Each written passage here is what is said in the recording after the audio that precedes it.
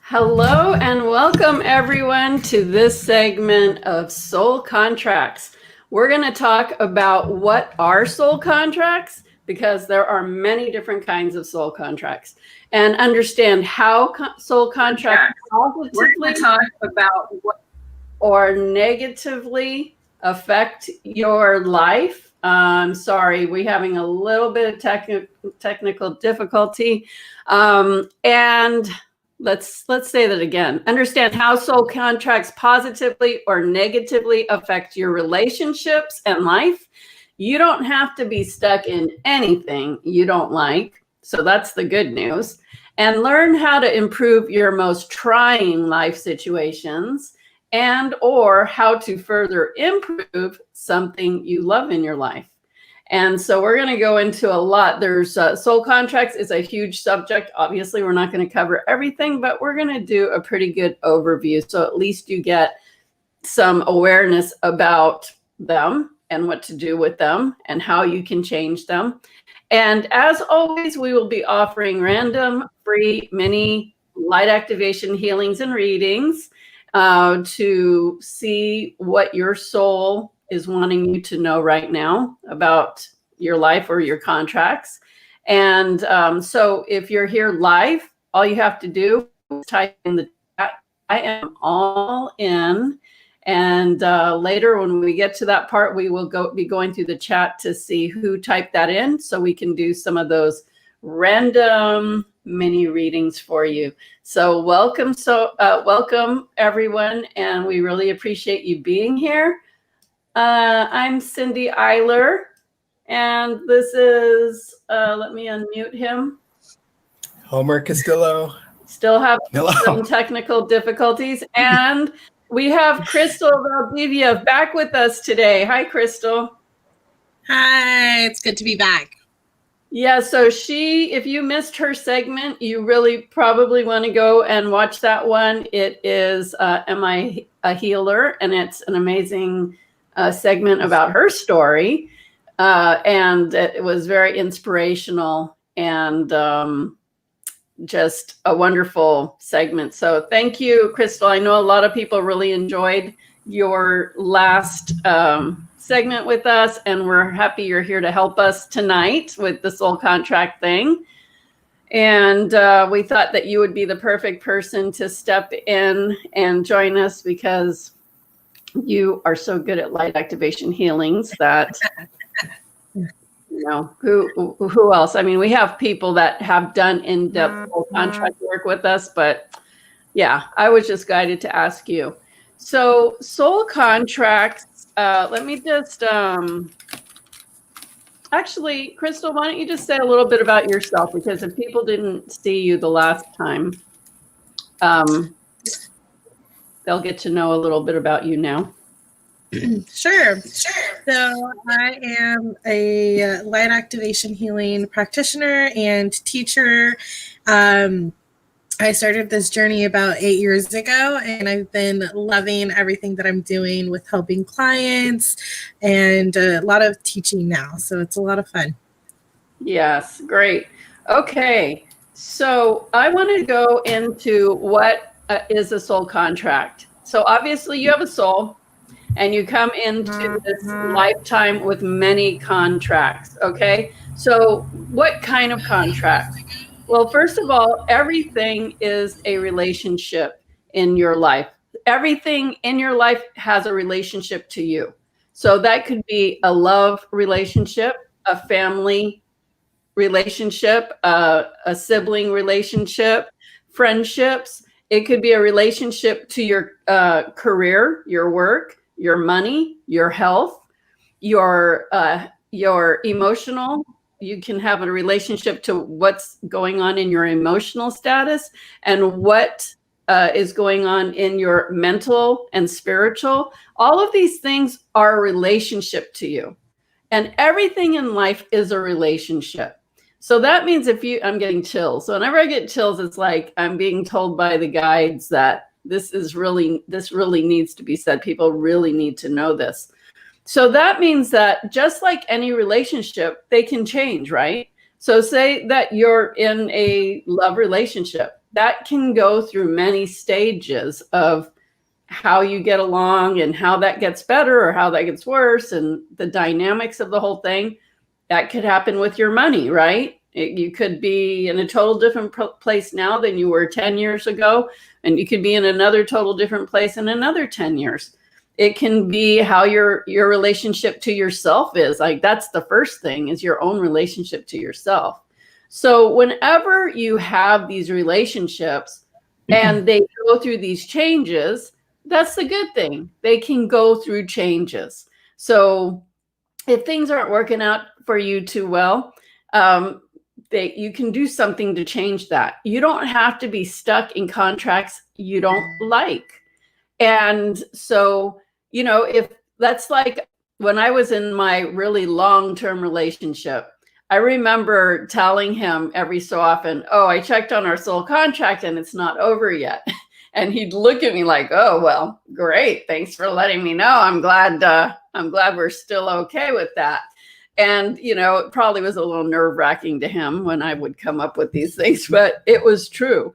And, but I've done so much soul contract work myself over the years and helped many clients with it. I have 2 really good videos on my YouTube channel that you can go on there and do a search for soul contracts. And I actually tell you how I walk you through doing it for yourself.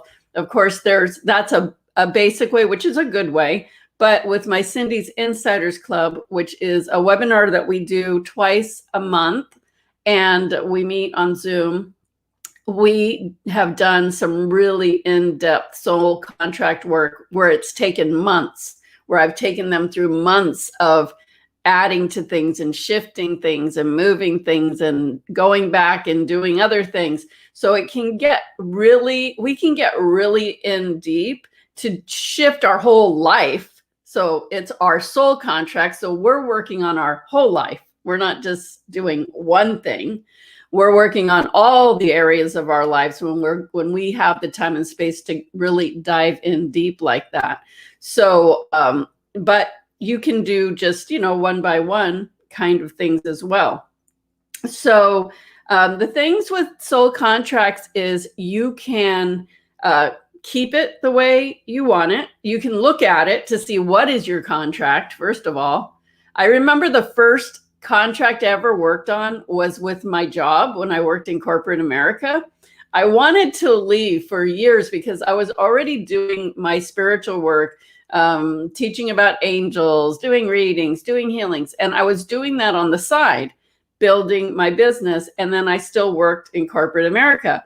And I kept building my business and then shifting things at my work, like working less hours. And I kept wanting to quit. And my angels would keep saying, no, not yet. No, not yet. And that was really irritating me because I couldn't understand why I wasn't able to leave my job. Like, we were going on 2 years. And then by the 3rd year, I was like, you know what? I guess I'm just never going to, be able to leave this kind of work and do my own work, all full time. And I just, came to that place. I was frustrated, but I was like, whatever, I keep asking and I keep hearing no. So I finally did a soul contract with the company I was working with. And I found out a very interesting thing. The thing that came through was that energy of that firm was that a lot of people didn't want to leave it because they felt like there was, this was this place, this company we worked for, and there's nothing after that. It's like there's nothing after this place. And I know that sounds weird, but it's just like, you should stay here because this is, place. There's no life after this. Not literally, but you know how you feel that? Like, I don't know if you've ever felt that, where you feel like, I don't know, it had a hold on a lot of people. That place had a hold on a lot of people. It was a great place to work. I'm not saying that. It was, I actually, that was probably one of my favorite jobs. But that was the belief that there's not life after this place. And that was what I heard from the place I work at. That's what came through in the soul contract. And I was like, what? Oh my gosh, I have to do that, because as long as I have that vibe and that connection, somehow I was agreeing with that because I was staying there and there's some reason I couldn't leave. And so somewhere along the way, we were matching an energy with that.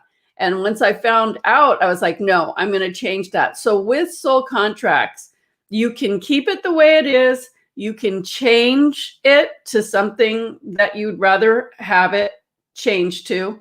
You can find out if the contract is finished and you're supposed to be out of the contract, because sometimes people stay in relationships or stay with issues that you should have been done with, but you just keep doing it. And that's a real problem when you're doing a contract that is old and outdated and not even, you stayed too long in that contract.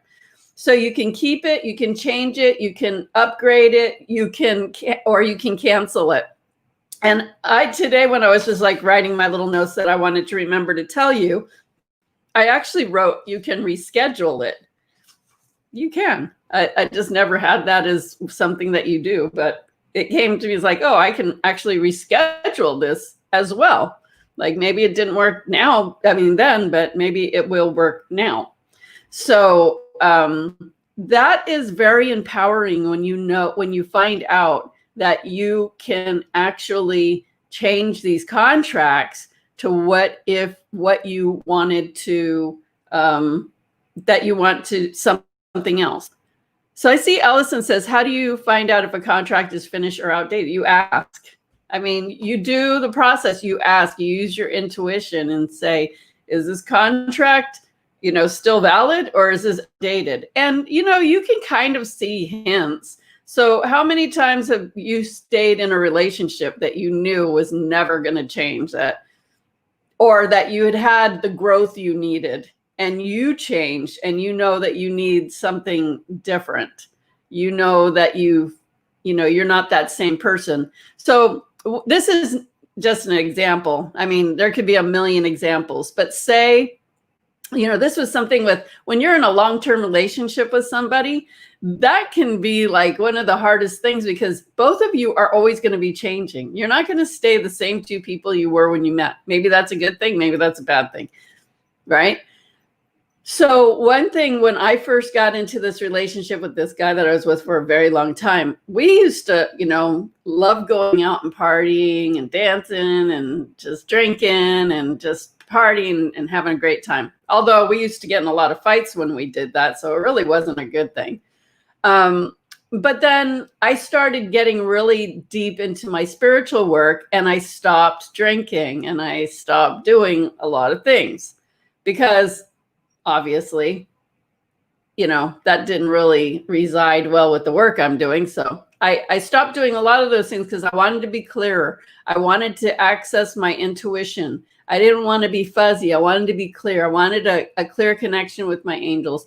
I wanted to be tapped into the unseen world and vibration and energy. And your energy has to be as clean as it can to know what you're sensing. Because if you're in an altered state, then you're deciphering things, you're deciphering it from a different place, a different energy. So it's not going to be, that's why I asked that thing about the ayahuasca that we did last week. You're out of your mind, you're hallucinating, and you're doing that as a form of healing. So, that's kind of interesting. That's all I was saying about that. But so I stopped doing all those things, and it wasn't right for me to tell him, you should stop drinking and you should stop, eating these foods and you should stop doing all these things. It was my choice. I can't tell him what to do. I would never do that. So, he was still staying the same and I was being different. That, starts to cause a little, it's just like things aren't, you're not doing the same things anymore. So, what do you do? And I'm of the belief that you don't change people to suit you. Like if the person you're with is doing something, acting some way, or has certain habits that you don't like, but you like other things, it's not your business to change the things you don't like about that person. That's not right. It's not fair. If you don't like things about them and you want somebody that's a different way, just go find somebody that's the way you want them to be instead of trying to change people to be who you want them to be. I've seen so many times when people, okay, first of all, you got attracted to that person the way they were. Okay, you liked them the way you met them, but now that you have them, you don't want them to talk to those people or do that thing or go to that place or eat that thing. Like, wait a minute. Oh, hold on, Bessie. Like, I was a person before you met me and you liked me, but now you want me to change all these things so you feel better and you have whatever it is that you need. Like that's just not cool. Just go with somebody that has the stuff that you like, and it's much easier. But the other part of the soul contracts is if you really want to find out, is this time to move on? Or can I upgrade this? And what can I do? And when we do these soul contracts, we call in their spirit and we say, do you want to participate in this? And they'll either say yes or no. If they say no, you just pretty much tell them, go, thank you. You can leave, but I'm going to still do it. So you don't have to hinge your ability to change a contract to if they want it or not. It's always nice when they want to join in, but sometimes they don't want to. And then if they do say they want to join in, you say, okay, great. And then you work on that. You get your Akashic records. You look at the contract, see what the contract was, and then tell them how you want to change it. And just go through the work and shifting the energy and all that stuff. And then see how it goes for you. Because everybody has free will, right? But when you're doing it on an energetic level, you're talking soul to soul. It takes that, you might be going into it with some ego, the human trying to control things. But when you're talking soul to soul, that's going to be interpreted on a soul to soul level. And then, on a physical level. So, Homer, do you want to, I'm unmuting you. Homer almost had his computer stuff together, but oh well. Are you hearing us, Homer? Are you hearing us, Homer? I guess not. Are you hearing us? I guess not. Oh, you are? Yes. Are you hearing us? Are you hearing us? Yes, so now I am. Did you want to give an example of a contract thing that you worked through? Yes, and sorry if my audio is not coming in clear, but I did work on a list that involved people that I had issues with in the past. I worked on that and I dealt with it, and I don't think I have it anymore. So can you be a little bit more specific about what you, how they were issues, how you used to respond to that, what you did? And well, just just little things. And I would, because I really wanted my list to be clear. So I even went back as far as I can remember, grade school, middle school, high school, and so forth, just to see who maybe I had lingering resentments with still. So once I identified that, and I guess I have it, or I had it still in my energy, so I wanted that to be cleared out, and that was the list I was working on. Just people, and sometimes issues too, that I wanted just to clear out and to instead upgrade it into a higher vibration. Okay. Yeah, I was just trying to find our list. We did this was one little portion that we did in our Cindy's Insiders Club, where we were writing a list of anyone that we had any resistance to or had done something to irritate us. And we do this resentment release kind of thing. And so we put all the names on the list, and we did some energy work with it and everything as the group. And then we released it for good. But it was funny because we were doing it during the Cindy's Insiders Club webinar. And then after that, Homer and I were on the phone, like, I don't know, the next day or something. And we were with our list writing. He goes, oh, put so-and-so. And I said, oh, I forgot about them. So we started like writing names, and my list, I was really just wanting to show you this list. I mean, the paper was like, there were so many names I had to write, tiny names, because he was like, what about that guy in India that, you know, did that? It's like, oh yeah. And that guy in Egypt. And what about that shaman in Peru? And it was so funny because we were just thinking of all of these people, but it was so. Or that waitress in Salem. Right. We were, you know, it was amazing because once we had that list and we did the release, Homer, so we went on about life, you know, and then I don't know, it was like a month later and you got an email. Do you want to talk about that? Yeah, but fill in just in case my audio cuts out. Actually, your audio is doing really good right now. Okay, that's good. Well, I did get an email regarding another show that I had done. This person that emailed me had an issue with a certain object that was in the advertisement. I didn't have a problem with it, but apparently this person did, and asked me if I could remove it. And I couldn't remove it, and I just let it go. And then I thought about it, and I had a list. I would add him to the list. I didn't know. It kind of annoyed me a little bit because I wasn't doing anything wrong, and even the person that put the ad together, she didn't do anything wrong. Nothing was wrong, in my opinion. But this person thought, you know, it was wrong. So I just said, you know, I'm going to put him. Well, I was about to put him on the list, but then I realized I couldn't put him on the list because I no longer have a list. Right. So that was a big step for me.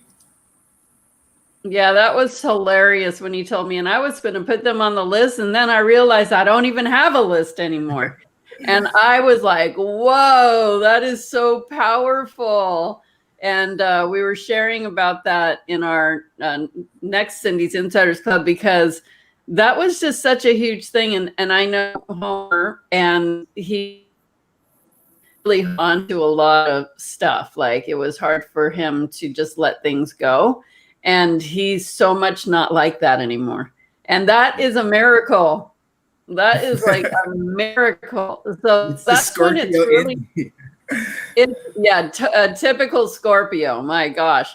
I'm getting chills. But the thing is that when you really start to see, like, wow, I had a really big breakthrough with that, because you might not see it right at first. It might take, you know, in this case, it was pretty fast, though. I think it was a couple weeks that this incident happened. And then when Homer said that, I was like, whoa.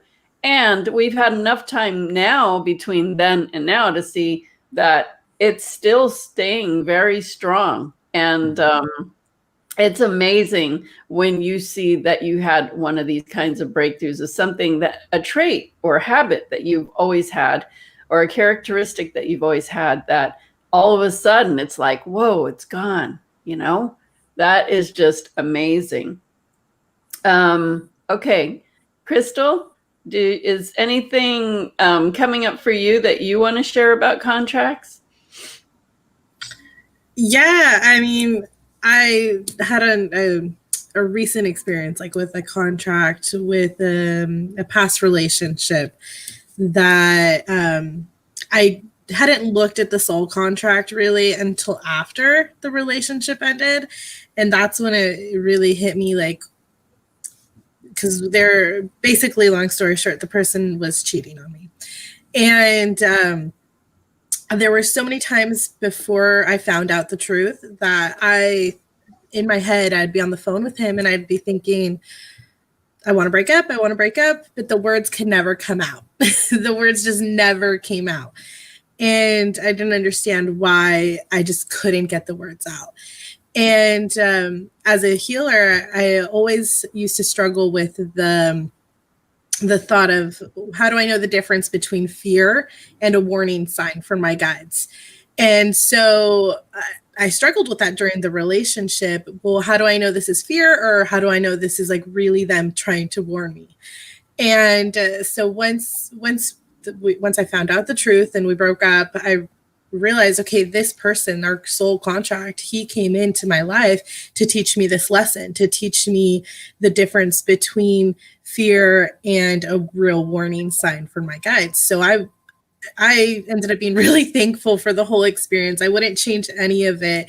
I had to go through it in order to really learn that lesson. I think it could have been taught a little differently had I looked at that soul contract sooner, but I'm thankful for the whole experience. So definitely soul contract work is really right stuff.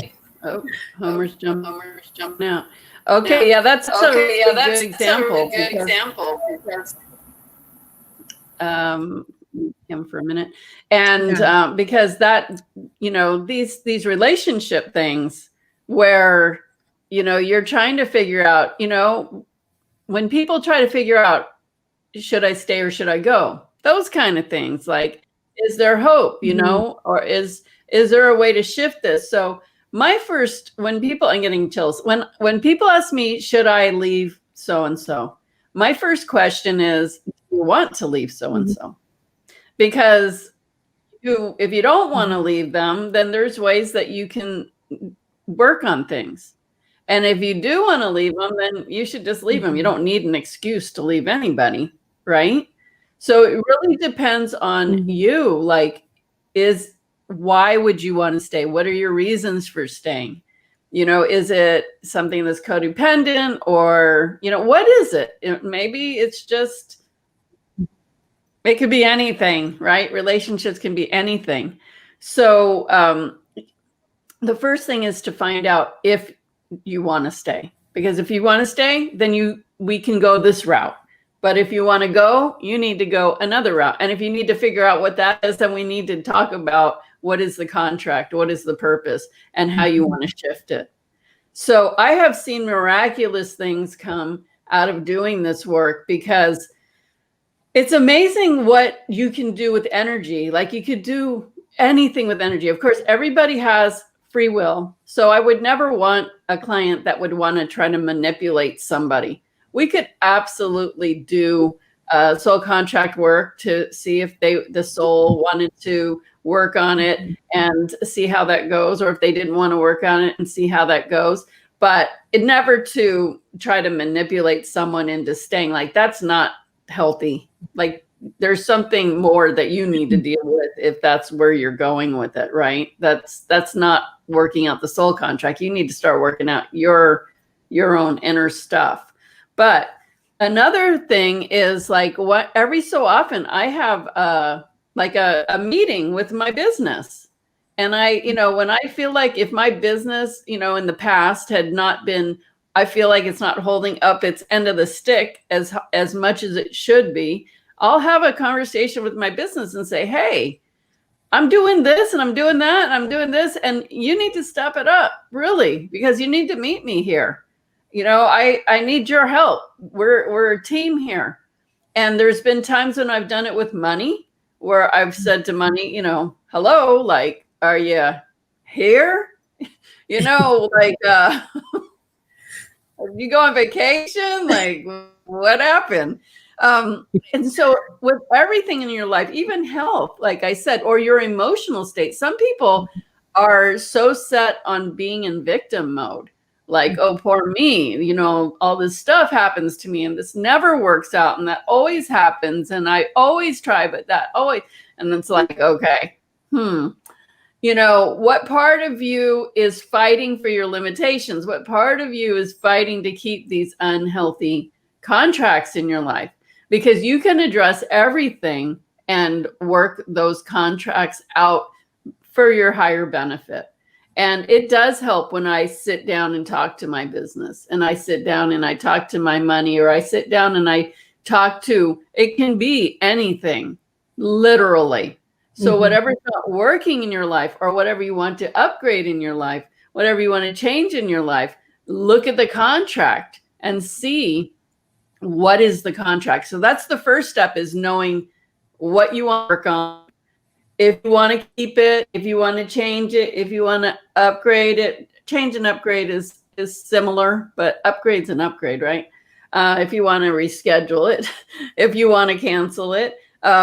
Sometimes people won't let go of you that you want them to let go of you. So you want to do a cancellation, like, you know, you got to move on.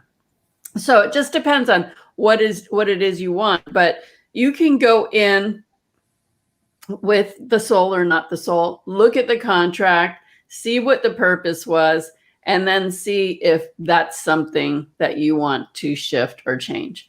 And it's a great option. Once I did that one with my work, oh wow, it wasn't long. I left. It was amazing. Actually, I'll just finish off that story. So when when I heard that, you know, there's not life after this place, I was like, oh no, I did my soul contract. There's definitely life after this. There was life before this. There's life after this.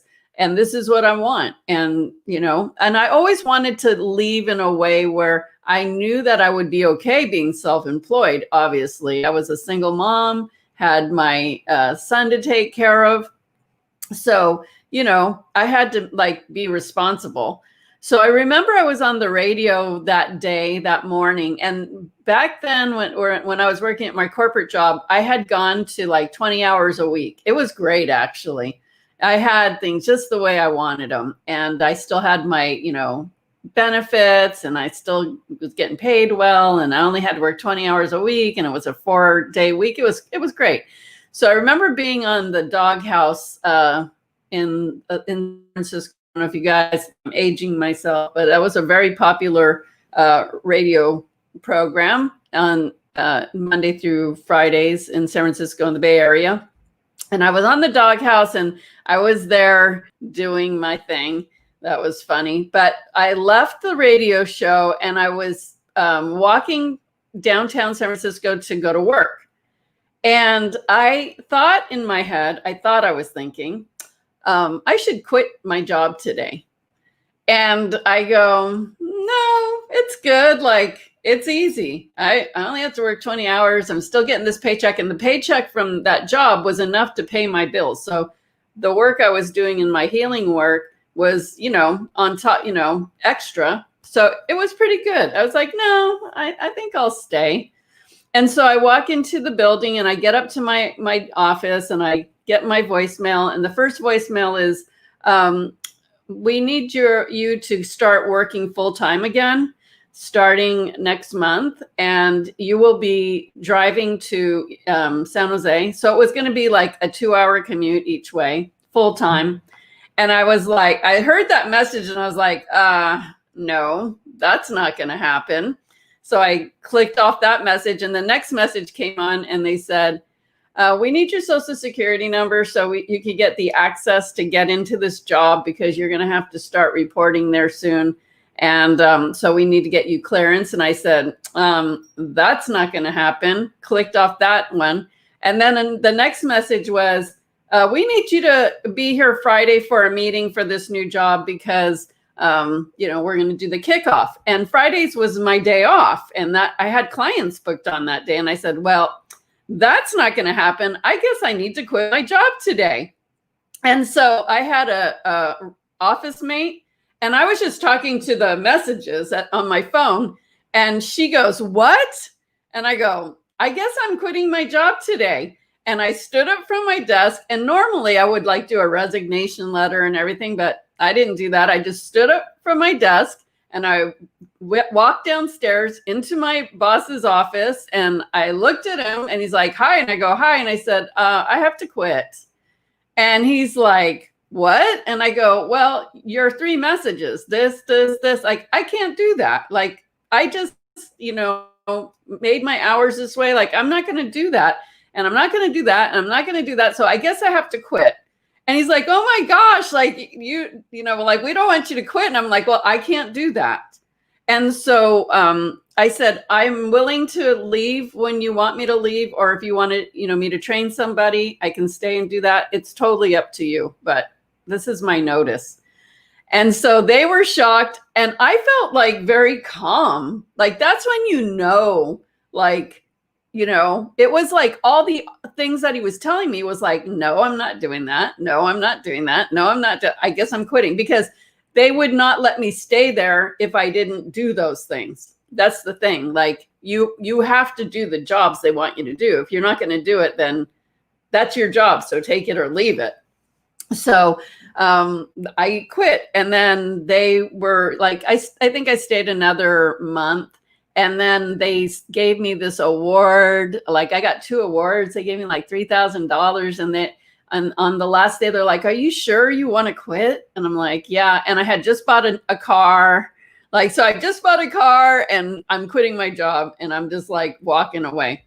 And all these people in my life, my family, my friends, they were all telling me, why are you doing this? Are you sure you want to do this? Like, why would you leave that job? You got it made. Like, and I'm like, why? Like, oh, the guy I was with for long term, he used to have, whatever. He had his own business back then. And, he would get up in the morning, put on his shorts, go to work. He could come and go as he wanted. I said, but I have to wear a business suit and go to work and do all this stuff. Like, you get to go do what you want to do for your work. Why don't you go get a job making more money doing what you're doing and go put on a suit and go to work? Why is it okay for me to do that and not you? So everybody was being like, oh, you're leaving your job. Basically, I was leaving my job to go work with angels, and people couldn't get that. Well, it worked out. That's what I've done ever since. I've never gone back to a job ever since. And that was over 20 years ago. And so, that's how it works. Once I fixed that contract, there was definitely life after that place. So that's, an example of the kind of stories that come through when you're being guided, when that's the step. You're kind of put in a corner, and you're not going to just do that. So what is your choice? Kind of like Homer, when we were talking in one of the last segments. Homer, why don't you talk about, that's actually, I don't think you did any actual conscious contract work on that, but talk about what you were doing, because you were doing spiritual work with me, and you had a job. So tell us about that story. Yeah, it wasn't consciously, but unconsciously and in spirit, I was doing the working with a contract. I was in a job, and it was either doing lab samples in a room with artificial lights, or going to the Yucatan in Mexico and seeing the pyramids and connecting with the Mayan spirits. So at the time, my boss was okay with it. It was every other week I was on a trip, but then it kept happening where. So. Hold on. Say that again. It kept happening. You cut out. It kept happening. And I know I'm cutting out, but yeah. So my boss said, I was about to hire you, but you quit on your own. She was cool with it, but she really enjoyed what I would have to say about the trips. They were excited about it. However, they needed someone in that lab. So, I decided, do I want to at work or do the work that I was destined to do? So it wasn't that hard. I left that job so quick. I mean, he was making a joke. saying, so my choice was, do I want to be here taking urine samples, or do I want to, go to the vortexes in Sedona? Oh, let me see. I think I'll take the trips. So, he may not have formally done the contract work, but it was a soul thing where his soul was telling him, you need to let that go because you want to do this. And he's even never if I turned back. Even if I resisted, I would feel it. I would, things would not work if I put up resistance. I was meant to go to Mexico during that time when I had to decide about my job. And if I resisted, I think if I stayed in the job, things would just, I don't know, maybe not work out, or things would just fall apart. So I made the right decision. Right. So what Homer's saying is, if he would have chosen the path of resistance to what he really was called to do, whenever you're resisting anything in your life or not following your heart, then that's how you do one thing is how you do everything. So if you're not following your heart in a big way to follow your own passion and your soul's nudgings to do the things that you're here to do, can you imagine if you're not doing something that important, how much you are negatively impacting the rest of your life? And, I know a lot of people have a lot of excuses. Cristal, what are some excuses you've heard? And this is not putting anyone down or judging. It's just examples of how people stop themselves from following their heart and their passion, like why they say, what are their good reasons? I don't want to say, excuses. What are their good reasons that you've heard? The biggest one, not enough time. It's one I've even used. Not enough money. That's another good one. It's usually those two.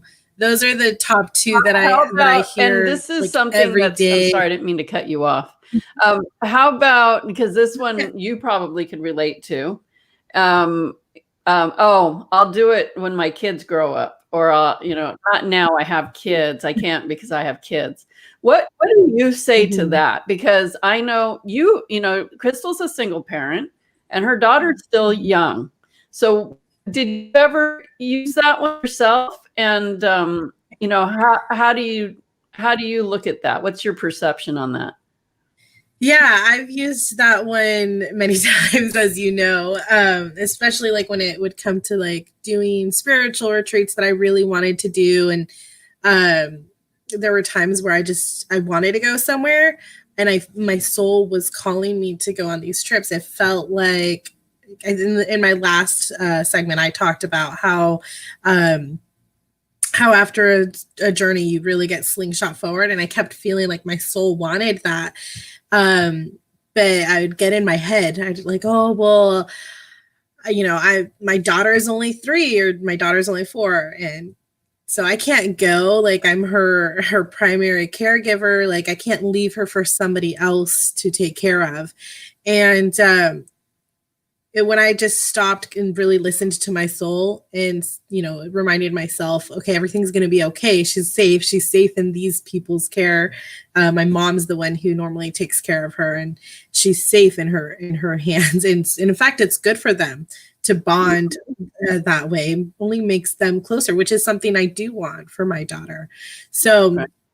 When I allowed myself to step back and take the leap of faith towards what my soul wants me to do, everything works out just fine. And even in fact, better than what I would have thought, because not only does my daughter get closer to her grandma, I get, whenever I come back, I always make more money. So yeah, it's better.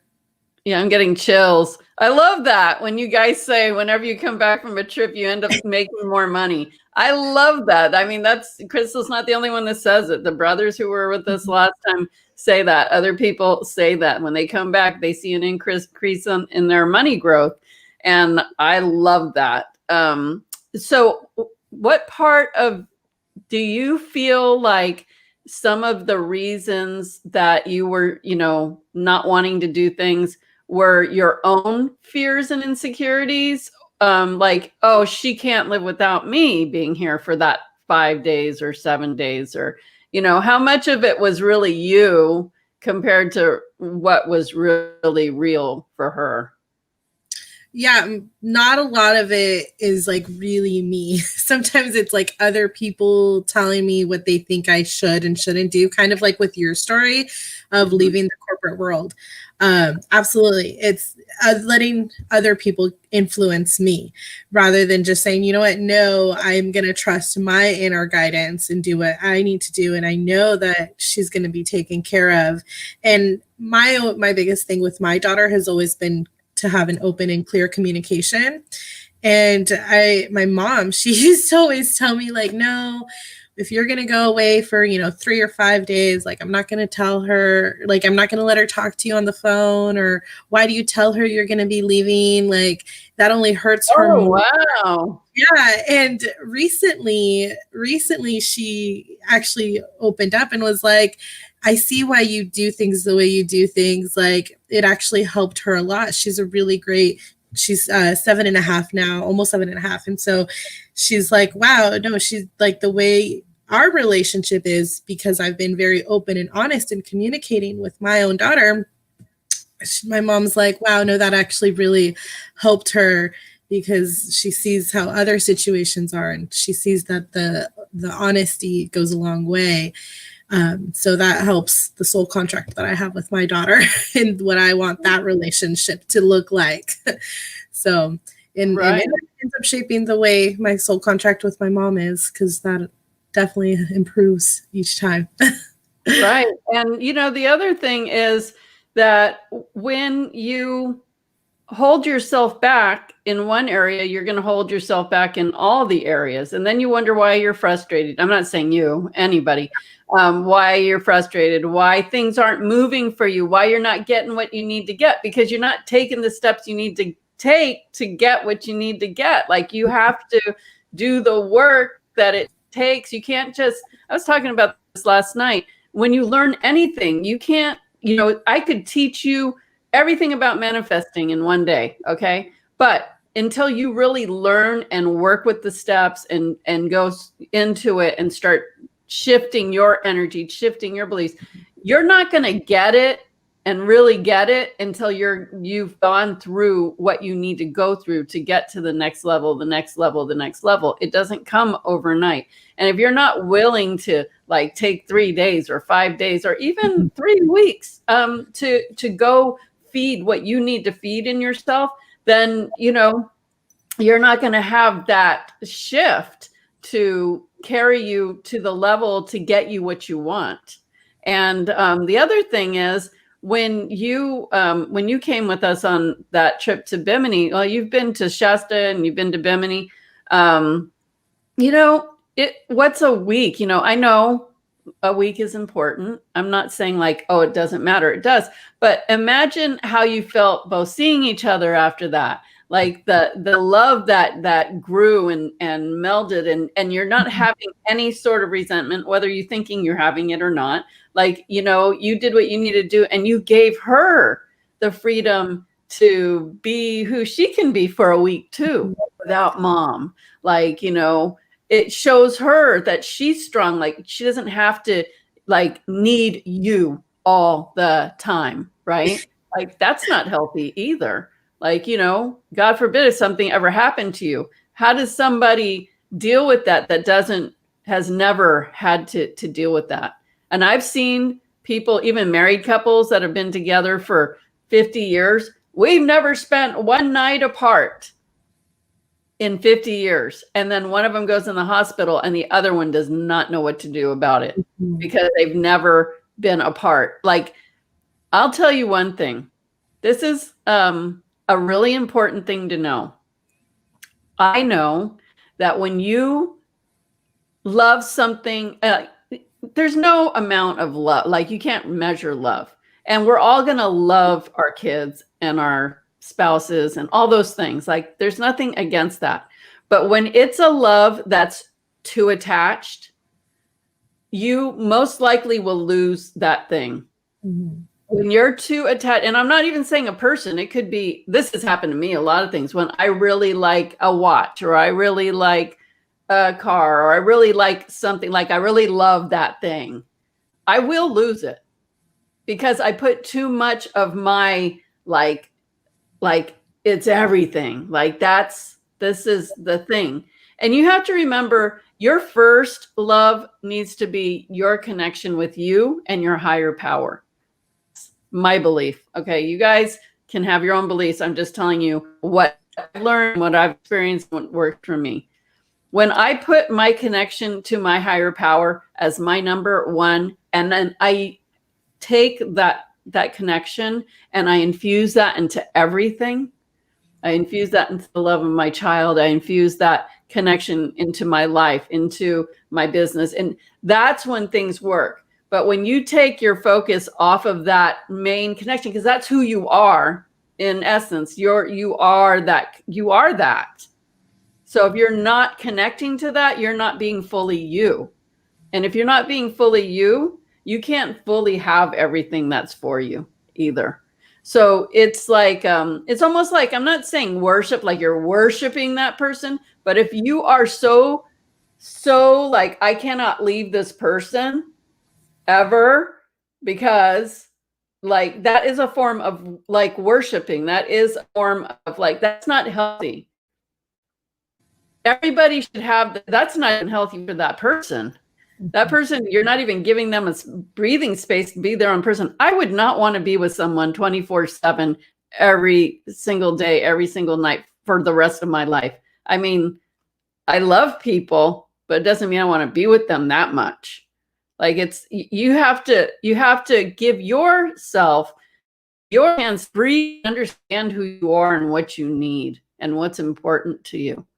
So when you overly are attached to something, most likely something's going to happen where you're going to lose it. And that's a hard thing to deal with.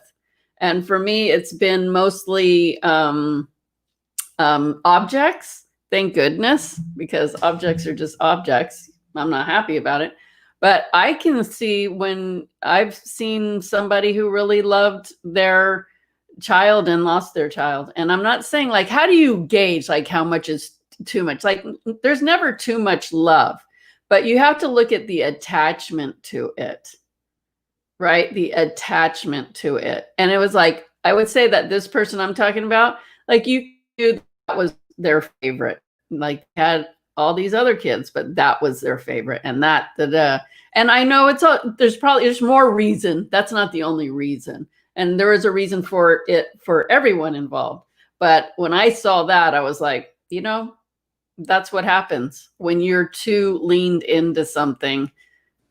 That's what when you're too vested on something being the way you need it to be, it usually does not work out. You got to go with the flow. You got to be balanced. Balance in everything.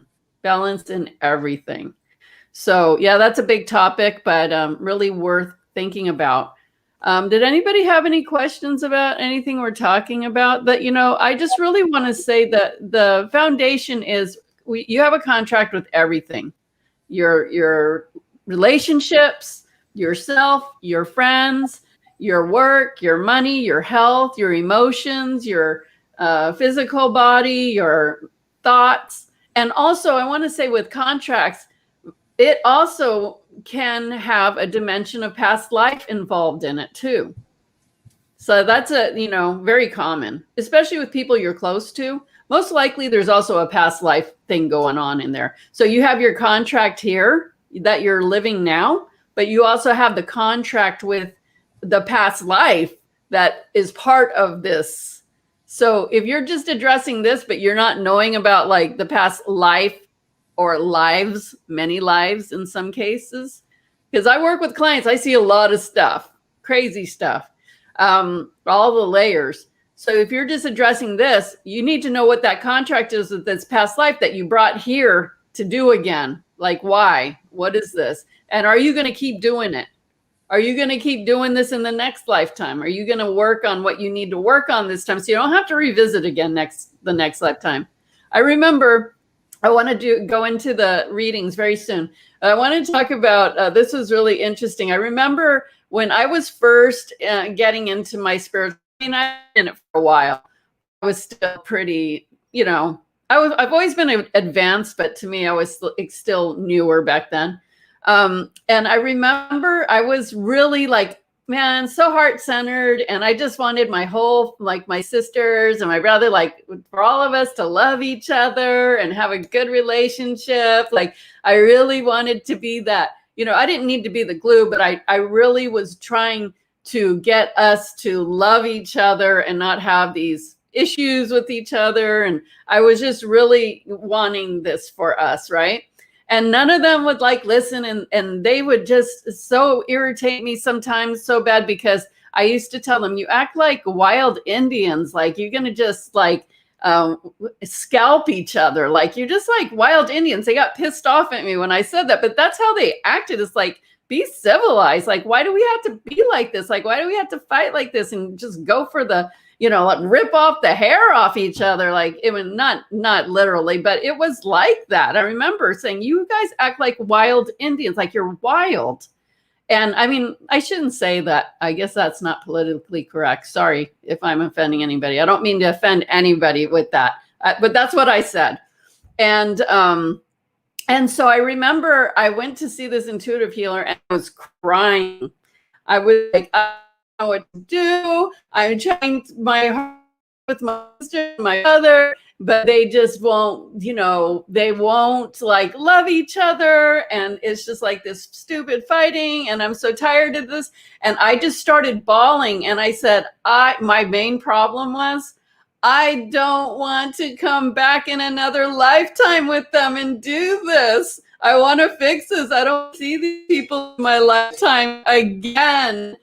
And I mean, I was bawling, and her reaction is like, what you guys are doing. She started laughing, like not laughing at me, but she just started laughing, like, because I was like traumatized. I wanted to fix this. Didn't have to come back this lifetime and have these same people again. I didn't want it, and they just weren't cooperating. And she said to me, Cindy, maybe in this lifetime, it's not about you fixing anyone. Maybe in this lifetime, you're just supposed to let them do whatever they're going to do. And I was like, what? Like, I didn't even like think about that. I just thought I needed to heal all these relationships so I wouldn't have to come back and do it again. And I did not. I definitely did not want to come back with these people and do this again. And I said, that could happen. And she goes, yeah. Like, she goes, I see you lifetime after lifetime after lifetime trying to get these people to love each other, trying to, get everybody to get along. And maybe this lifetime you're just supposed to not do it. And I was like, oh, really? Like, that's a lot easier, right? Like, I mean, I tell you, I was bawling, and I just was like amazed, like, oh, well, then I still won't have to see them, like, because that would be really easier. She goes, yeah, just let it go. So I did. I was like, okay, done. I don't care. Go scalp each other. Do what you're going to do. And then you know what happened? A week later, I start getting these messages, emails. I love you so much. Oh, you're the best sisters. And they're all talking about how they love each other. And I'm like, what? And I was so irritated because I was like, now you guys are going to say you love each other. And you're like, so lucky to have each other for sisters. And at that point, I was like, I am done with all y'all. Like what? Now you're going to love each other? Now, after all of this that I had been trying to do all this time, and I give up, and now you guys are all loving on each other. And now I'm irritated because I was just ready to be done with it. Like, I didn't want to hear nothing about nobody loving each other. But it was amazing because when she drew my attention to the fact that she goes, lifetime after lifetime after lifetime, you've done this. And this lifetime, you don't need to do it anymore. And bam, it fixed it. Now, it doesn't mean that we don't get into our issues every so often, but we're definitely not like we used to be. And that was like miraculous within a week. Things like they were all saying how they loved each other. I thought, wait, am I sleeping? Because this is just too weird. So yeah, it's really amazing. You really need to know all the aspects of the contract, whether it's, this life, if there's past life stuff, what those connections are. Are you done with it? Is it something you need? What is the aspect you need to focus on? What are the things you need to let go? Or are you just done with it and not let it affect you anymore? And once you know, you can shift things. And it is what really amazes me about energy, light activation healing specifically, is how we do this energetic work. It's just like magic. It just lines everything up the way it needs to line up. And then just, all of a sudden your clients are like, oh my gosh, I've always this thing I don't have it anymore. I can't believe I got this phone call, or, this person that left this person, all of a sudden they're coming back and asking them, do they still care about them? Like, there's just the things that have happened are just endless and amazing. And the unseen and energy is everything. You can talk to somebody, you can use your mouth and use words and do all of that, and it just doesn't do anything. You got to do the energy work to shift it and realign you to see the real work fall into place. That's why, I have nothing against doctors or psychiatrists or psychologists. I think there's a place for everyone. And, but I do see, like, I have a lot of clients that work with like a psychologist and work with me, and they're shifting big time on my end. And then they go back and they're like, their psychologist like, whoa, like, what happened? What did you do? You've been sitting here in this chair with me for 3 years. I haven't seen you make that much change in a month. Like, what's happening here? So it's definitely a big deal. Okay. Homer, did you want to say anything else at this point? Can you hear me? Well, if talking about soul contracts, I think one of the contracts I worked on for myself was just self-confidence. It was when I had to realize, I'm not just human. I'm more than that. And once I found that again, that it just helped me, and that was one of the issues I came here on this earth and this lifetime work on, is to stand up for myself. That's which true. I definitely do now. Mm-hmm. Very well. Yep. Okay, Cristal. Cristal, anything else you want to add? Yeah. I mean, similar to you, it's just learning that as a healer, you can't heal everybody. That's not your job. And just focus on who comes to you and really want your help. So those are the ones that you have soul contracts with to heal. The other people, maybe it's just to be their sister or their friend or their, family member. It's not about healing those people. So, you have to look at the contracts to really see what your role is. So, right. Yeah, that's a big thing. Right. And I just feel like it's so freeing to know that you can actually do something about it. That, I remember one time talking spirit to spirit to that guy, my long-term relationship. And I was like so mad at him, telling him, I don't like that you do this or say that and da, da, da. And then at the end, I told him, this is what I need from you. Like, I want you to show me how much you care and that you actually cherish me and da, da, da, da. And I just had this like whole conversation, and I got home, went to bed, and the next morning I'm getting ready. I'm in the shower, and he came in the bathroom. He's like, I love you. I cherish you so much. And like, I almost fell on the floor, like, because he used the exact words that I had used the night before. And I was just talking to him spirit to spirit. Mm-hmm. And so it is so powerful when you do that, because you're actually, when you talk to someone spirit to spirit, it goes up to their higher self and then filters into their awareness in the way that they're going to really hear it, understand it, and not want to argue about it. Like, they will hear it. And so when they use the exact words that you use, and it's like the next day, you're just like, holy crap, that stuff really works. And it's just really exciting when you realize just how much you can do yourself. And you're not stuck with things the way they are. And, you know, it's about knowing what you need and what you want and being willing to follow it and do what it takes. And, you know, going back to your other two things that you said, Cristal, the good reasons why people don't do certain things, like whether it's, you know, get healings or go on spiritual journeys or whatever it is for you, the things that you know that you're just putting off or holding back on. You said time and, you know, money and, of course, the kids, we talked about that. But it's also I'll say, you know, when I first started doing the spiritual journeys, my son was a teenager and I was taking people on trips to Egypt for, you know, almost 20 days. Mm-hmm. So I was going to say about that, when it comes to family stuff and feeling guilty about doing it, you tell the universe, your higher power, whoever you work with, you know my situation.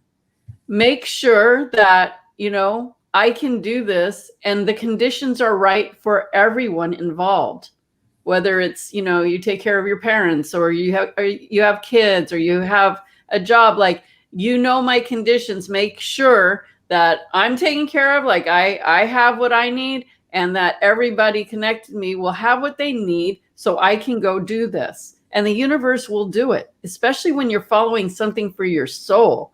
You better believe the universe is going to make sure that everyone you're concerned about is going to be handled perfectly.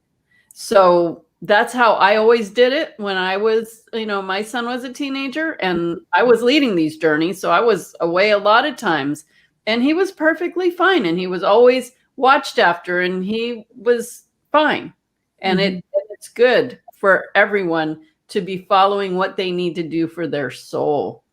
The other part with the money and the time, you know what? If there's something you want bad enough, you always find the money and you always find the time. I know that about humans. If there's something you want, you find it. Yeah, it's the same thing with the relationship, like you're just saying. If you're communicating with the universe saying, hey, make sure that whatever's, you know, it's going to happen in the highest good for all that are involved. Same thing with the money. You know, I really want to do this. If you support me on this journey to go on this trip or to leave this job or whatever the situation, but hey, I need this amount of money or however much, then it comes. Or I need this time to do this, then it comes. Right. But don't get caught up in that. Well, I need the, you know, how much, 1,500 or whatever. And if you give it to me, then I know I can go. No, you need to be taking some steps yourself to show the universe that you're taking steps. You have to be the first one to make the move. So you need to put down that, you know, $300 deposit and show the universe you're serious, that you want to do this, that you have every intention of doing this. And then all of a sudden you start giving another 200, another 300. Like all of a sudden money starts coming that you weren't aware that you were going to get, or somehow it comes in. And I have seen people pay off trips so fast once they put on the deposit, all of a sudden it's like bam, bam, bam. It's like, oh gosh, I didn't even expect to pay this fast, but it happened because you need to make the first move. You need to make the first move and stay on it. You can't just sit around and say, and say, let the money fall in my lap and then I can go. Because that's also an excuse. That's a delay tactic. That's you trying to fail your own self, because you know darn well it's just not going to fall in your lap like that. But you're doing that to try to feel like you're actually doing it, but you're not. I just said it too many times. No, absolutely. It's that give and take. It's, hey, this is what I need from you. What do you need from me? Right. Conversation that I always say has to happen with the universe or with whatever higher power you believe in. It's saying, okay, look, I'm going to take these steps. These are the action steps I'm going to take to show you that I want this, and this is what I need back from you. Right. So actually, it's that relationship, that soul contract, whether it's with money, with other people, situations, whatever. You really can't apply to anything. Right. That's exactly true. Amen. Okay. So if you want to put your name in for a random mini healing reading, make sure you put "I'm all in" the chat, and we will be going through the chat. Also, I'm going to just ask at this time if you don't mind liking, sharing, commenting, subscribing, all those things. Help us to get these videos out to more people, and we really appreciate your help on that. So we are going to look for "I'm all in." We'll scroll up and down the chat, and the focus we're going to do today is connecting with your soul and see what your soul wants you to know today. And yeah, we'll see what kind of messages we get for you. So let's see. Why don't Cristal, if you want to scroll up and down and see wherever you're feeling guided to call on someone, and then we will start. All right. Well, how about Anita? Because she made a really nice comment about my hair earlier. Oh, we take bribes here. Okay. Okay, Anita. Okay, so as usual, I will start, and we're going to tune in with your soul and see what we're hearing from your soul to help you at this time and forward. And then after I go, then Cristal can go, and then Homer can go. Okay, ready, guys? Anita. So what your soul is showing me is that, like, you're looking at something and you're not looking that happy about it. I'm trying to see what is it you're looking at. Because I'm seeing you're not like mad, but you're kind of looking, but you're just not happy about it. And I want to know what your soul wants me to tell you about that. Because I'm feeling a lot of tenseness in your chest area, your heart chakra. So that's your love and relationship energies. And I'm hearing like putting up with something that you're not happy about. And I feel the resistance. So what I'm hearing from your soul is a indicator for you, a GPS signal for you is when you get that feel of pressure on your chest when it comes to somebody that you're talking about or dealing with, or feeling like somebody is like not valuing you or being negative towards you. Like you need to cut your soul's clearly saying like you need to cut the cord and let them be who they're going to be. There's nothing you can do to change anyone, but you can do something to change you. And often when you change yourself, so this is for everyone, when you change yourself, then the people around you start changing. So if you see something wrong with someone else, I really want you to challenge you to ask yourself, why am I seeing this about this person? Because you could choose to see a lot of different things about that person. You could choose to see worse things. You could choose to see better things, but you're having to choose that certain frequency and tuning into it. So you want to ask yourself, why am I choosing to see that? What in me do I need to know about? Where am I doing that with my own self? Where am I affecting myself on that vibrational level? Because the only way I could see him is if there's something in me going on that level, and fix that in you. And that will help to shift things on the outside. Okay. And I feel, whoa, we're going to do a lot of clearing there, because I see a lot of tears and heartbreak there, but you're putting the focus on what he needs to do, and he's never going to do what you need him to do to change. That's never going to happen. So you need to change you. You got to change your perspective of the way you're looking at him. You got to change the frequency that you're relating to him on. And you got to ask yourself, number one, what is this frequency in me that I need to shift in myself? Because when I shift it in myself, I'll stop seeing that frequency with him. Okay, Cristal? Yeah, the first thing I got, same thing, was with the chest. Like, you have this big heart and you're like always putting yourself out there, and you're not seeing the results that you want. And the messages I was getting was you need to really focus on taking a step back from that situation and focus on where is your power in the situation. It's never on controlling other people. It's always on how can you shift within yourself. So spirit, your soul really wants you to focus on your relationship with yourself and how can you improve your relationship with you. I'm hearing a lot of like pampering yourself, really go to the spas. I'm not sure where you live. I don't know if spas are open yet, but go and like really help yourself relax. And the more you do that, the more things will start to, kind of domino effect and shift for the better. Yeah, because I am getting that he's resentful of you too. So, when people feel like you're pressuring them, and you may not even be saying anything to him, but he feels it. Energy is a thing. And, in essence, you're telling him he's not good enough. That's what you're doing. And that he can't trust himself because you're not trusting it.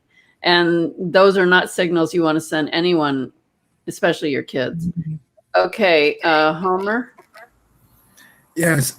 So I was getting the message I was getting is switch your emotions and thoughts to higher vibration.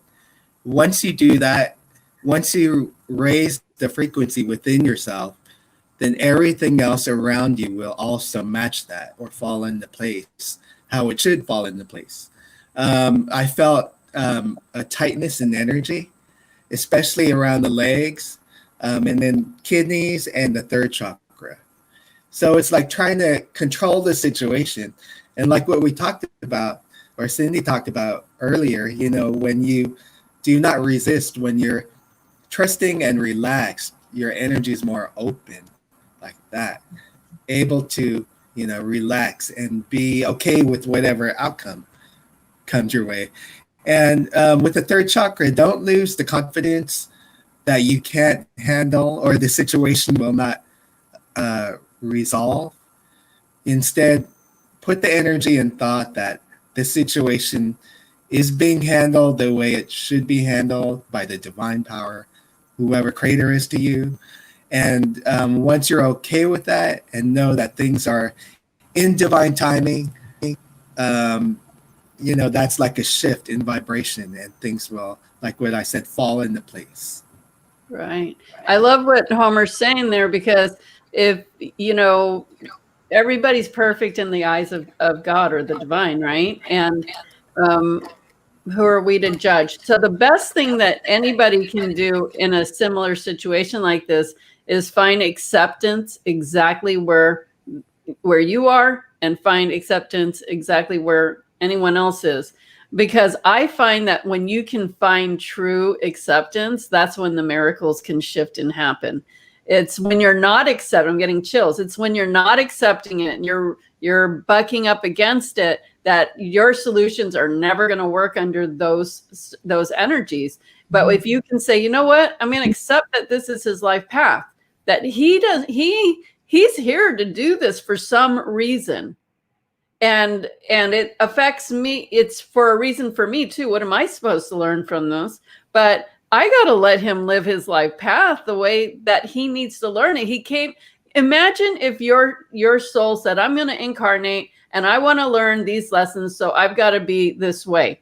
And so I come in and I'm going to do this thing. And somebody else is telling me, you're doing it the wrong way. Oh, that's not good. Oh, no, like there's something wrong with you. You got to change it. And I'm like, dude, I'm here doing this thing because I need to learn this thing. No, you better change. But if I change, I'm not going to learn what I came to learn. Like, that's not really fair. And I know that a lot of times it's scary. Like you want the best for people.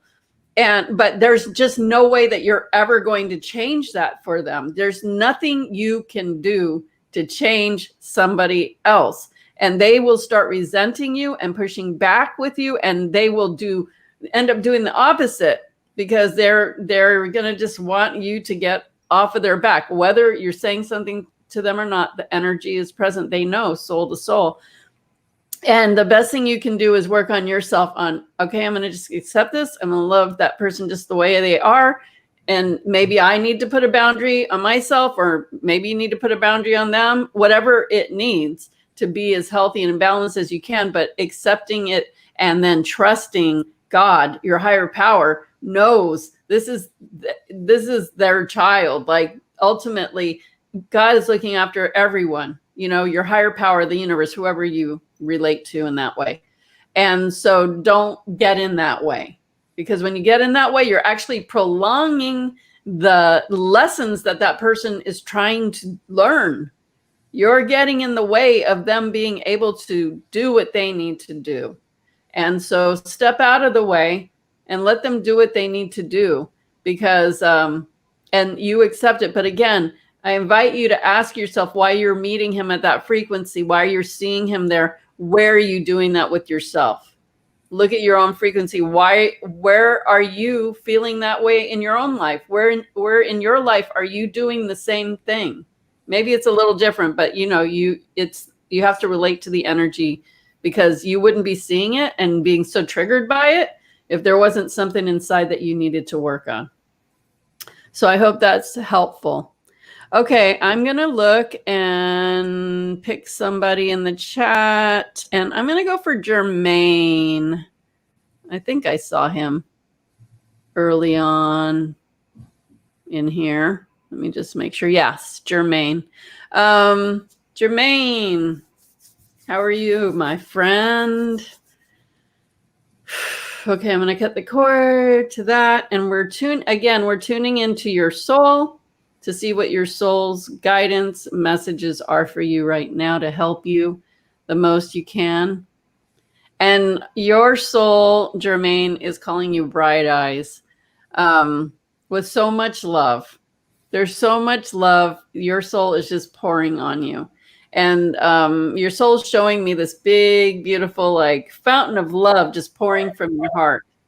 And what I'm hearing is you have inspired, you have shared so much of your tenderness and your love and your soul with the world around you. And I keep hearing you are an inspirer, and you're doing your work, and you are making a big difference in a lot of people's lives. And I'm being shown that a lot of people watching you, and you may not have any idea of this, but so many people watching you, and just like, they can just feel the love. It's so pure. It's like you're a pure channel of divine love.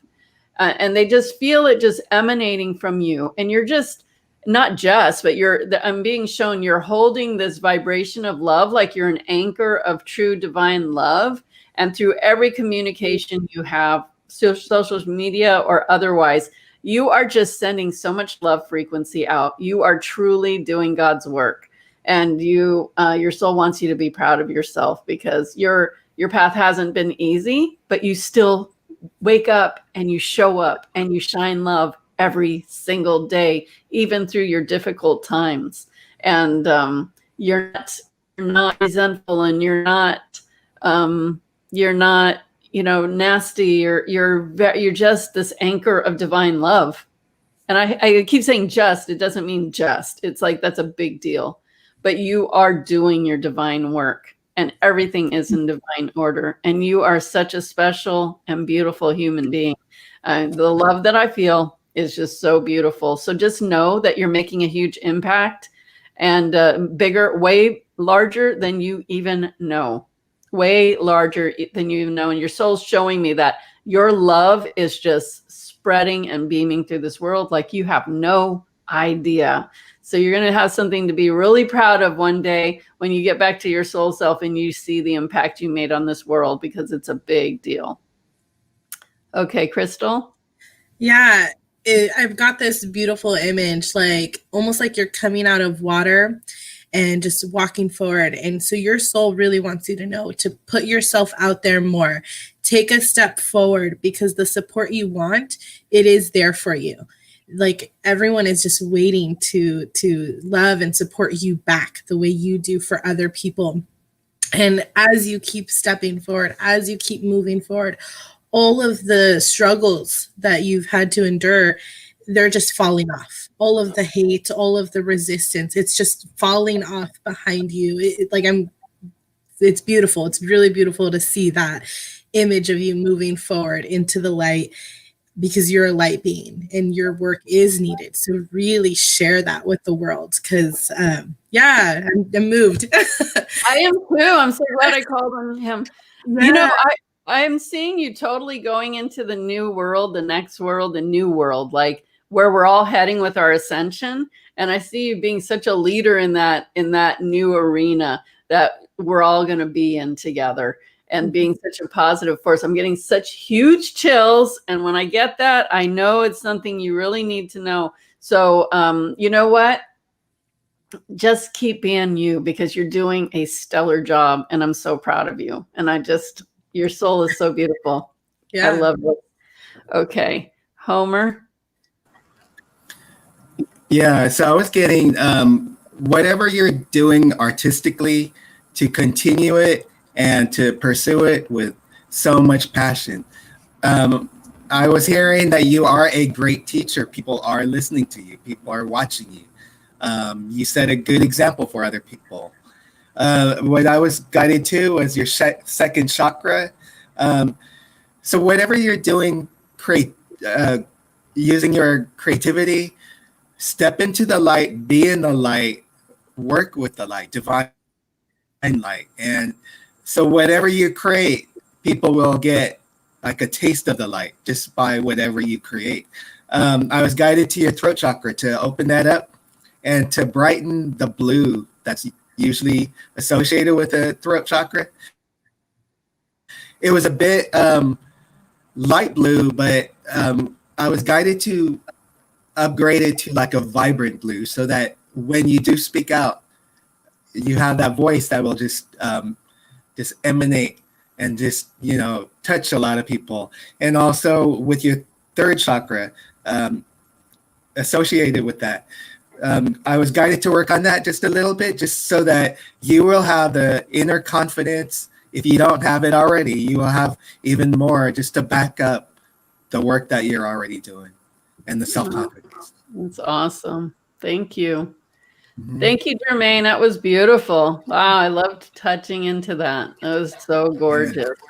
I'm so excited about your journey. Your journey is far from over. You have a lot to look forward to. Homer, can you see the chat? Can you pick somebody? Pam Beal. Okay. Awesome. Okay, so let's go in and tune into Pam, and we're tuning into your soul to give you messages and guidance for you forward. So just give us a second to go in. So, I got right as I'm about to talk, I get this big, huge wave chill. So as I went in and I looked, I saw you standing and gazing up. And I just see this really big, tall building, but it may not be the building itself. It's what I'm hearing from your soul. Your soul is just giving me so many chills. It doesn't stop. What I'm hearing is keep looking up. Keep looking up. So that means no matter what, keep your frequency higher than what you see eye level or what you see lower. Keep looking at a higher frequency, at what you want that's higher. Like keep looking higher than even the height that you want. So it could be anything, whether it's love, money, health, whatever. Like this is where it is, currently.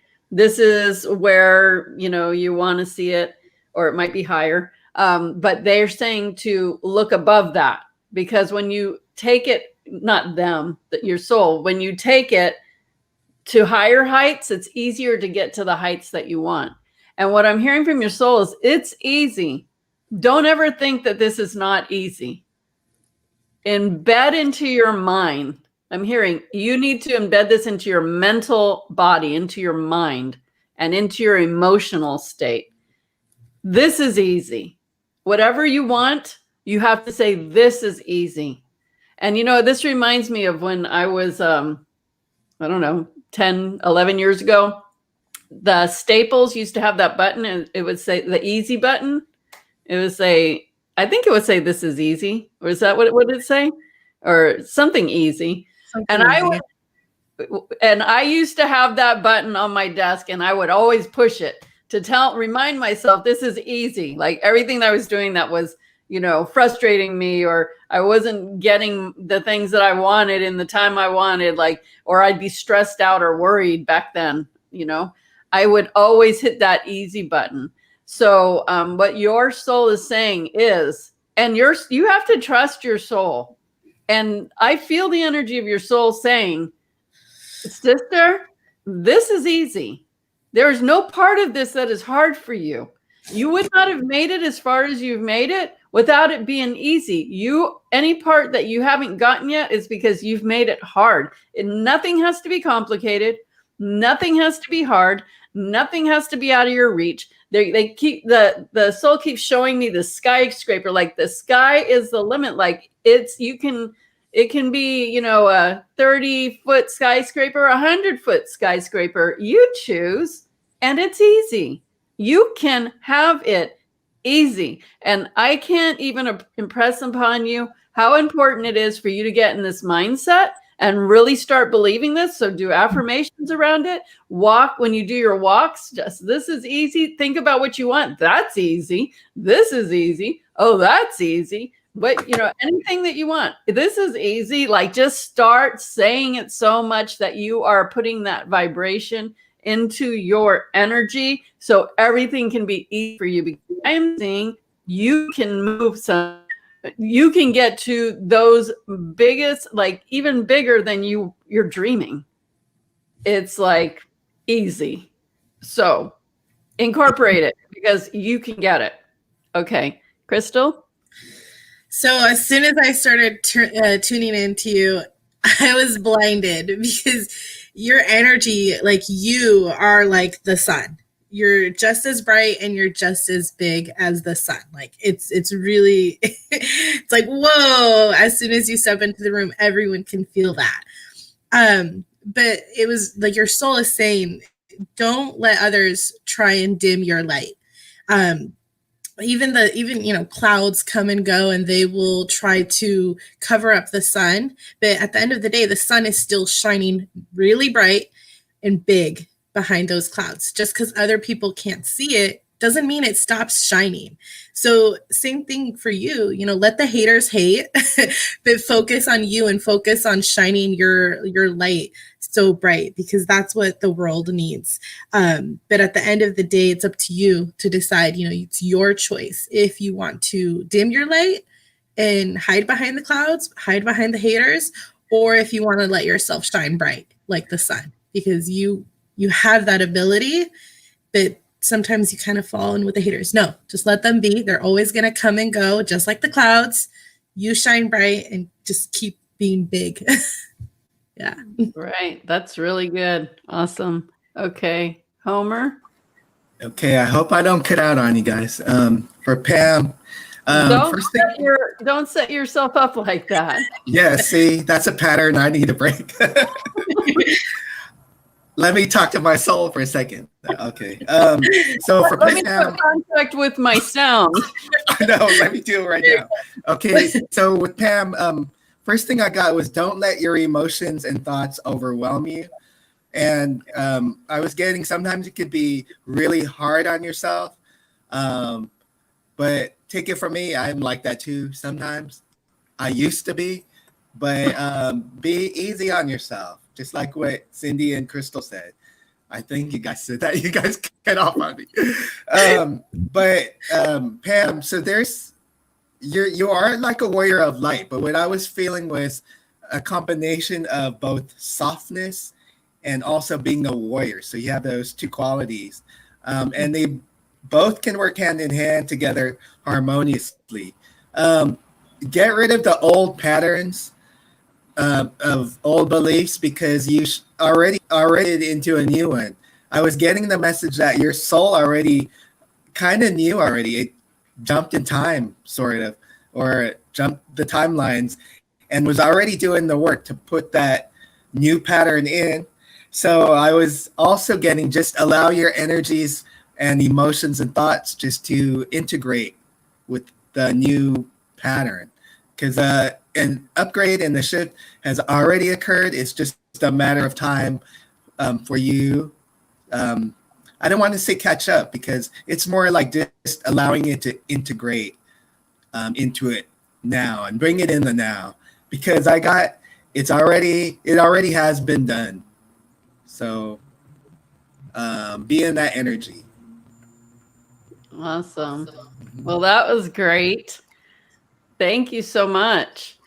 Okay, Crystal, you want to choose someone else, and remember to go all the way up and down to make sure, because I think some people wrote it early, and I just want to remind anybody here, you can write I'm all in at any time, as many times. I mean, don't be obnoxious, but you can repeat it. Like, don't feel like, oh, I said it like an hour ago and I shouldn't write again. You can write it again.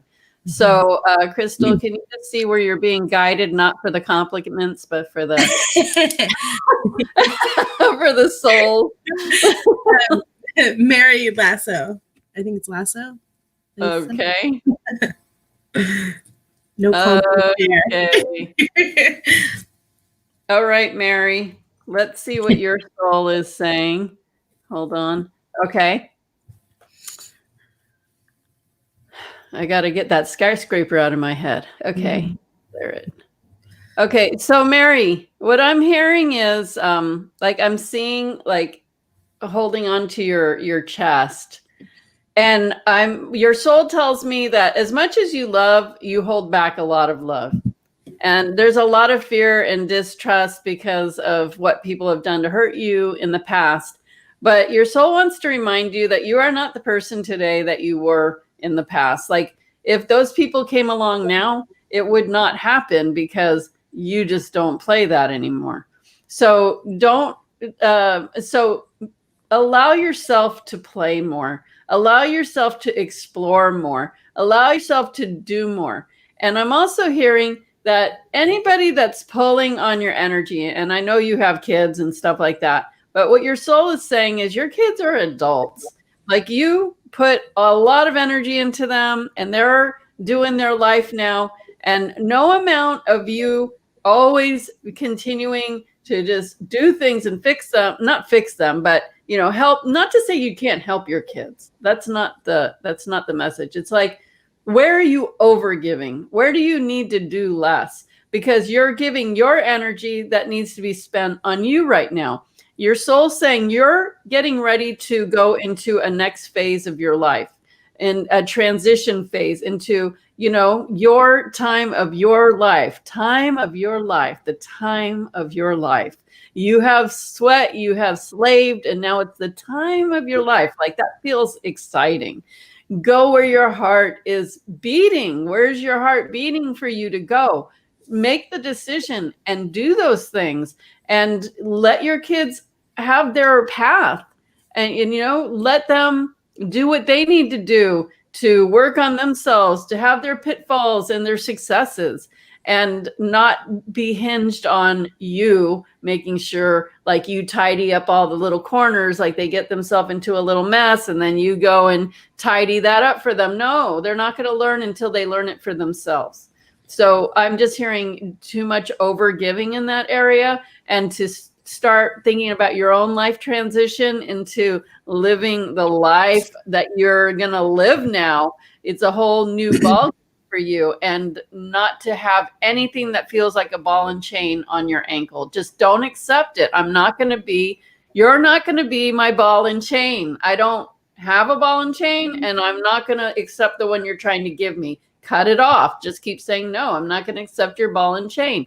Cut it off. And you can say that energetically. You can say it to them if you need to.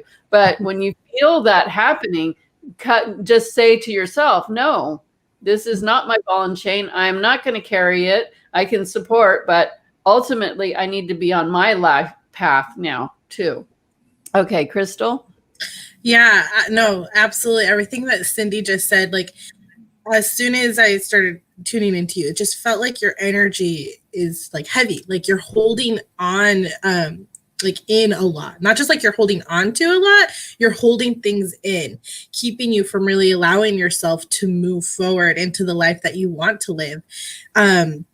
So the energy is physically heavy and like weighing you down, blocking you from moving forward. It really feels like you just need a good cry. Give yourself a good cry session, sit down, cry. And then as soon as you're done, brush yourself off and really recenter yourself, reground yourself, reconnect with your higher self and where you're supposed to be going, where your soul wants to go.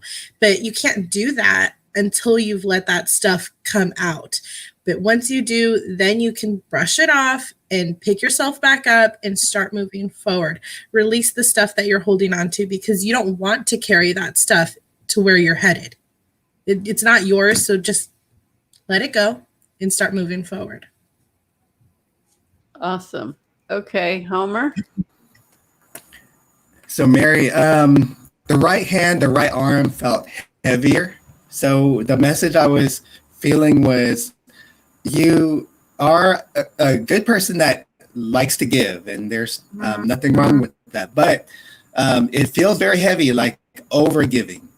And it's not balanced with the left side of your body or your left arm of receiving. Find a way just to.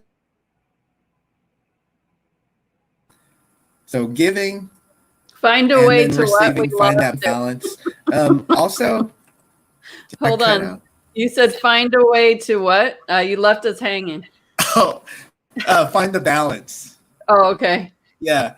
Also, I was getting something new, like a horizon, or I don't know if you're in a new relationship or not, but from what I was hearing is have respect for yourself first and don't settle for anything less.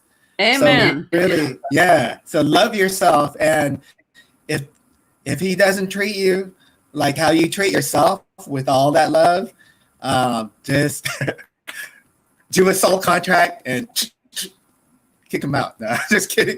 No, I mean, just really be in your power and tap into the self-love and really love yourself and appreciate yourself. So anyone that does not treat you in that way, just give it some more thought and maybe cut them loose if you have to, or let them know that you will not accept that behavior or be talked to in that way. So that's what I was getting with that. But I did hear that you have made progress for speaking up for yourself, but sometimes you tend to slip back into old childhood ways of dealing things. So get rid of the old patterns, like what I said in the previous reading. Get rid of the old patterns and start making new ones that will benefit you and move you forward and up higher in vibration, and not go back to the old ways, the old behaviors, the old pattern. Awesome. Yeah, we like new things. Yeah, we like it new and fresh. Oh, and also so fresh and so clean. Yeah. So I didn't know I was getting like protection. Okay. Well, the thought escaped me. Sorry. Yeah. Okay.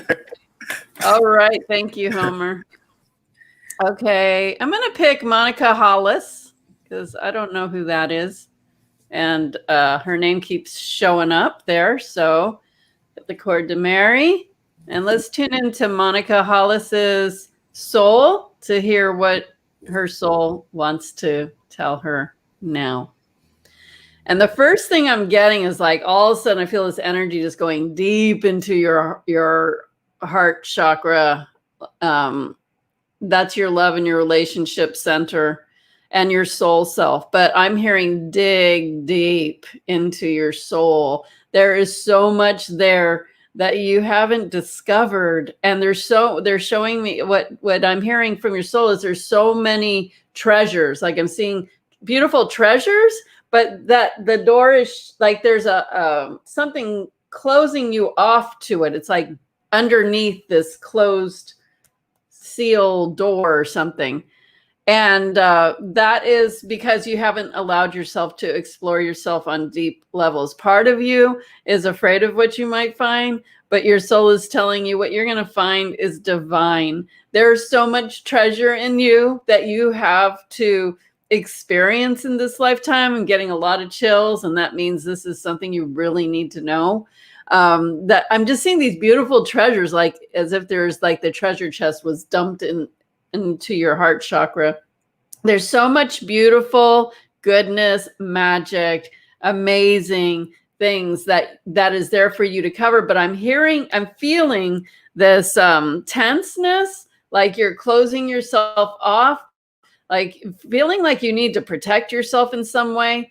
That your energy is so like closed off, like stop. Like even it's probably getting in the way of love relationships, since that's your heart chakra, that, you know, you've got this beautiful energy, but for some reason you're just like protecting yourself. You protect yourself from yourself, and you protect yourself from others. So you haven't truly opened your heart and allowed that treasure chest to shine and be a part of your experience. Because if you did, you would have a lot more money. You would have a lot happier relationships. You would be doing a lot of things that you would like to do. I'm even seeing travel. I'm seeing so many things that because you've closed off to protect yourself, that you've actually closed yourself off to so much that you have access to already. It's already there like that. It's just like having a treasure chest and putting like a bulletproof shield on it and saying, nothing's going to get there, not even me. And then knowing it's there, but what good is it doing if it's just sitting under this bulletproof shield that you can't ever access? Just knowing that you have it, but you can't access it, like it's like you're cheating yourself. But I feel so much pressure here, so I'm doing the work to clear that. And really, your soul's trying to pry open these doors. It's like an elevator door, and your soul's trying to pry it open, trying to get that open so you can open yourself and be you and explore you and be yourself fully in this lifetime. Like, don't allow yourself to cheat yourself from this life anymore, because there's so much for you. There's so much in you to give, and there's so much for you to explore, and your life could be so much more magical and beautiful and amazing. There's so much there for you. Okay, Cristal. Yeah. So as soon as I started working on you, I saw like a spiral. And your soul saying, you know, healing happens in layers. We often revisit the same or similar situations again, and not because we're taking steps backwards, like, oh, great, I didn't really heal this. It's life allowing us to heal at a new layer. But when this happens for you, you often get frustrated and have that mentality of like, oh, great, this again, like, oh, great, I thought I worked on this. And so you're looking at it as a step backwards rather than, oh, goody, this is a chance to dig deeper and to peel a new layer so I can enjoy life on a whole new level. Your soul wants you to know that it's not that, I don't like to say wasting time by getting frustrated and resisting it, because you are learning something from that experience. But if you can teach yourself to get past that resistance sooner and just face whatever it is that's coming up so you can heal it on a new level, then the sooner you do that, the sooner you can start really peeling back that layer and enjoying life in a whole new light. Like your soul's saying that once you peel that layer, that's when the magic happens. That's when the fun can really begin. So don't resist that new peeling of a layer. Really embrace it and shift your perspective on how you see it. It's not a bad thing. It's a good thing. It's a great thing, really. So you can enjoy magic, bring more magic into your life. Awesome. Okay, Homer. Yeah, Monica. So, yeah, just like what Cindy said, I felt the heart was very protected and very guarded. But the only time when it isn't as guarded is when you are connecting with animals or you are in nature. So that's when you are more at ease and comfortable, from what I was getting. yeah, because of being guarded, sometimes others can't really figure you out or understand you or where you're coming from. So it's kind of like they can't tell. Are you mad? Are you happy? Are you this? Are you that? Which is, I guess, a good thing sometimes. Depends. Like if you're playing poker, that would work. But I didn't know, because I was getting the image of a bird. Like, you know how birds always look around and like they're nervous or something. They're always looking around to see if there's any danger. But the main message I was getting was be at peace and just allow the energy to flow where it needs to be. Just allow it and then be at peace. And you don't have to be on guard or always on the lookout, because things will happen the way it should happen. And of course, by putting the thought of higher vibration, things of higher vibration will happen. Or if it's not already happening now. So bring it in the present. Awesome. Thank you so much. I hope that was helpful, Monica. So Homer, we're not really sure what's on tap for Friday, because we're going to do galactic healing readings, but we're going to wait till next Friday to do that when I can come back. Mm-hmm. And then we were going to do an ayahuasca part 2, because we really want to share more that we didn't get to that night. Homer was having difficulties and Alma didn't show up. So, well, not that she didn't show up. She wasn't feeling well. So I'm waiting to see if she is going to feel better. And I would like to do ayahuasca part 2 on Friday. But if that doesn't happen. How about any suggestions from the chat? We have a lot of things. Okay. So No, you know what? My eyes keep going to shape-shifting. That would be very cool. Or soulmates and twin flames. So whatever. I am going for the ayahuasca part 2, but I really want Alma to be there. So it depends on her wellness. And if so that doesn't happen, then we'll reschedule that one. But it will be like shapeshifters. Sounds really cool. Or being shape-shifting, or soulmates and twin flames. We'll see what comes back. No matter what, we're going to have an awesome show this Friday at 6 p.m. Pacific, 9 p.m. Eastern, and we hope you guys will join us. And as always, we really appreciate you being here. We hope that you got some information about soul contracts to at least start thinking about how you can apply this to your own life, and know that all of us can help you with your soul contract work.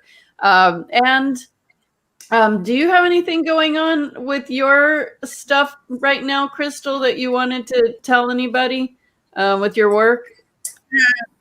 No, nothing new since the last time I was on here.